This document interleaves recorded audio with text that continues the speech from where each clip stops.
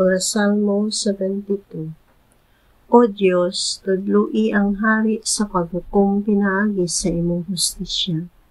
Hatagi siya sa imong makiangayon, aron maghari siya sa imong katawhan, pinaagi sa kaangayan, ug manduan niya ang mga kabus, pinaagi sa hustisya. Makapahimulos unta sa kaayuhan, ug makasinatig katarong ang yuta. Maghukom unta ang hari sa mga kabus uban sa kaangayan.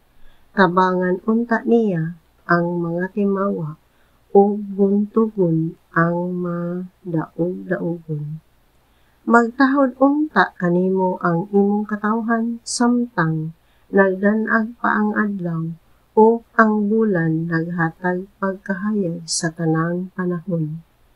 May sama unta ang hari sa ulan alang sa kaumahan, o sa mataligsik nga naghumod sa yuta.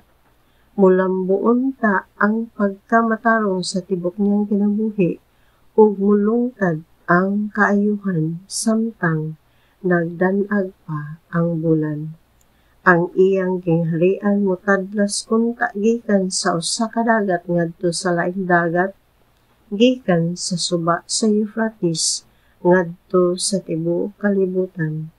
Ang mga tawo sa kamingawan muyukbo unta sa iyang atubangan, ug ang iyang mga kaaway maluka pa sa yuta. Ang mga hari sa Tarsis o sa kapuluan maghalad unta kaniyag mga gasa, ug ang mga hari sa Sheba o sa Seba magdala unta og mga halad. Ang tanang hari muyukbo unta kaniya, ang tanang kanasuran mag-alagad kaniya.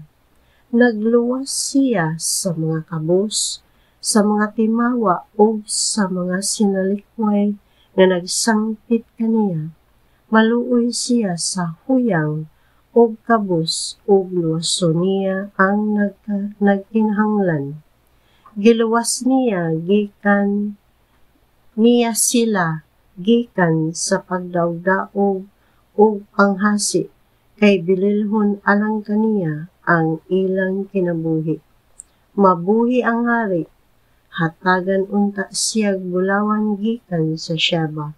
Magampo unta ang katawhan alang kaniya sa tanang panahon, ug kanunay untang mag-uban kaniya ang mga panalangin sa Dios. Mudaghan unta ang trigo sa yuta, mapuno unta sa bunga ang kabungturan, ug magmabungahon sama sa Lebanon. Mapuno unta sa katawhan ang mga syudad, sama sa balili nga nagtubo sa kapatagan. Dili unta gayud kalimtan ang ngalan sa hari, ug mulungtad unta ang iyang kabantog sama sa adlaw.